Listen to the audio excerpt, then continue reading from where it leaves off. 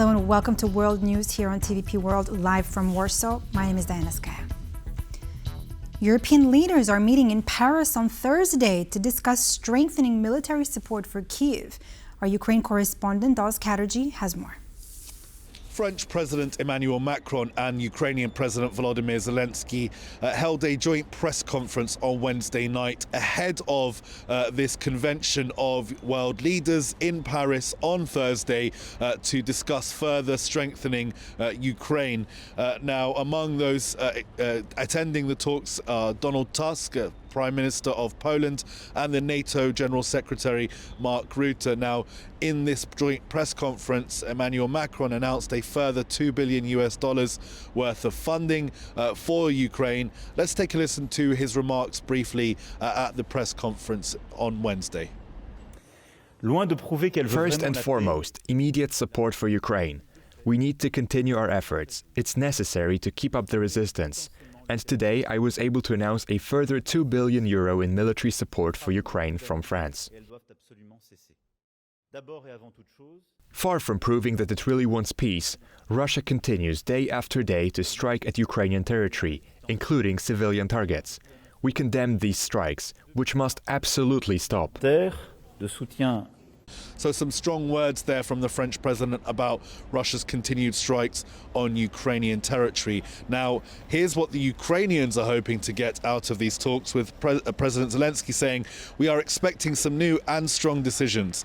We need to move forward on security guarantee discussions and the presence in Ukraine of partner contingents." So it's very clear what the Ukrainians are hoping to get out of Thursday's talks. All eyes now on Paris to see what comes out of those discussions. It's Oz Chatterjee reporting from Kyiv for TVP World. According to South Korean military intelligence, North Korea appears to have sent at least 3,000 more soldiers to Russia early this year. The reinforcements sent in January and February 2025 add to the roughly 11,000 total troops Pyongyang has sent to Russia so far. Apart from 3,000 troops, North Korea has also sent a significant number of short-range ballistic missiles, some 220 pieces of self-propelled howitzers, and multiple rocket launchers to Russia. It marks another sign of deepening ties between Pyongyang and Moscow. Last year, the two countries signed a defense pact and pledged to use all available means to provide immediate military assistance in the event the other is attacked. North Korean troops had been deployed in Russia's Kursk region to repel Ukraine's incursion since November 2024. According to Ukrainian officials, however, they had to withdraw from the front lines after taking massive casualties in combat with Ukrainian troops. European leaders have responded to President Donald Trump's threats to impose 25% tariffs on imported cars. Now, some across the continent are attempting to garner an exemption for their countries, while others are stating the threats require a firm response from the bloc. Our EU correspondent, Angela Skujins, reports from the Belgian capital.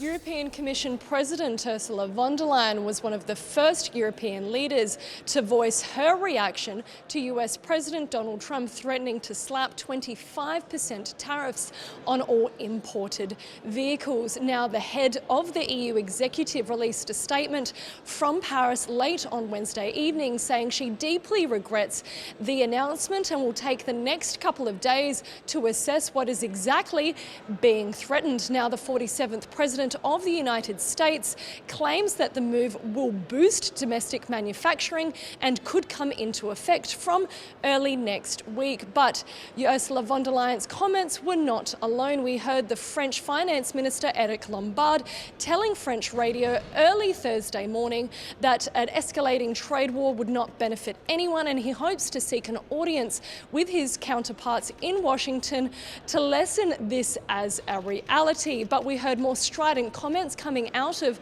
Berlin. That finance minister from Germany, Robert Habeck, said that the EU should not take the news laying down. We know that Brussels is contemplating a potential reaction. This could be published on the 2nd of April. That date is significant. We are expecting a report to be published from the US. The guts of that will be all of the relationships, the senior trade relationships between the US and its major trade partnerships. We know that the EU is contemplating slapping tariffs on some major US goods such as iconic bourbon whiskey as well as Harley-Davidson motorcycles. So all eyes are on Brussels to see how they will respond in kind to this latest news.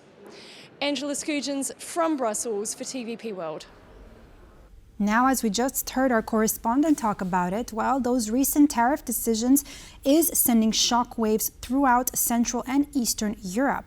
Countries such as the Czech Republic, Slovakia, Hungary, Slovenia, and Romania, where car manufacturing is a key industry, are preparing for what disruptions that could have far-reaching effects across the region.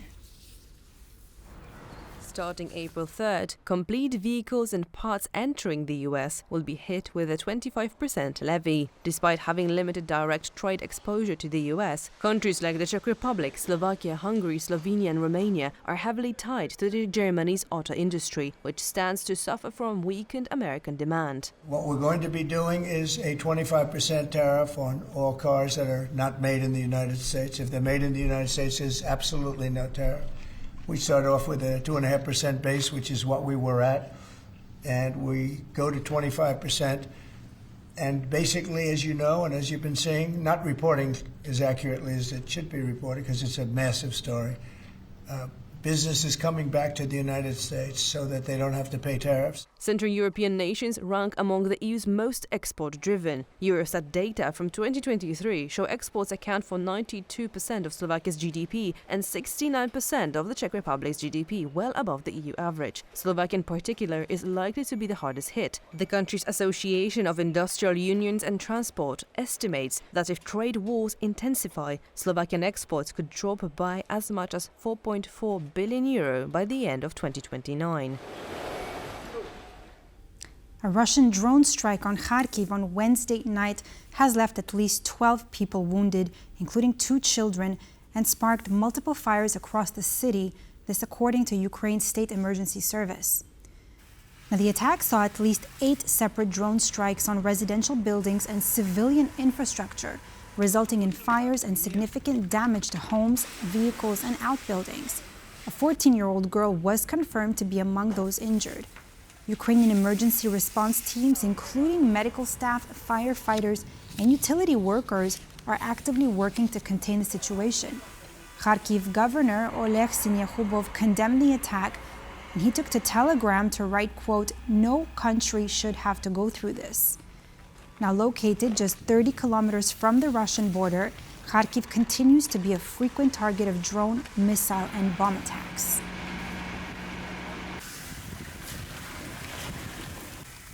On Wednesday, Lithuania's defense minister said there was still no confirmation on the fate of 4 U.S. soldiers who went missing during training exercise on Tuesday. The statement came after NATO Secretary General Mark Rutte initially suggested the soldiers had been killed. Vilnius later clarified Rutte's remarks, saying that their status remained unknown. The soldiers' submerged armored vehicle has since been located, and recovery efforts are underway. There is certainly no confirmation. As soon as we have confirmation of one outcome or another, we will definitely share the news with everyone. I think it's very important that Lithuanian and American soldiers are working shoulder to shoulder alongside representatives of other institutions. We have also involved private companies because many additional efforts will have to be taken to get to the bottom of this as soon as possible. The necessary equipment is now getting here. The area is swampy, so we need heavier equipment. Regarding the time the operation will take, it will probably depend on how well we manage to drain certain areas. And of course, it will depend on weather conditions. There is an ongoing investigation, with military police and prosecutor involvement. The search and rescue operation continues, so I don't want to make any further comments at this particular moment. Polish Minister of Foreign Affairs Radosław Sikorski is on a state visit to Romania. While in Bucharest, Sikorski will attend meetings with his Romanian counterpart and the country's prime minister. Now, the aim of the visit is to discuss the crucial parts of Polish-Romanian relations, including politics, economy, and defense cooperation. Additionally, the officials are expected to hold talks on combating disinformation, illegal migration, and hybrid threats. Sikorski is also set to touch on the topic of transatlantic cooperation and the Polish presidency in the Council of the European Union, along with discussions on Ukraine, Moldova, and the Western Balkans' potential accession to the EU. The Czech Republic has tightened border controls in response to outbreaks of foot and mouth disease among livestock in Slovakia and Hungary. Now, trucks transporting animals and animal products must now use designated crossing points where they undergo disinfection. Checks are carried out randomly with trucks that are likely to be transporting animal products or animals identified in cooperation with the Customs Administration and the Czech police.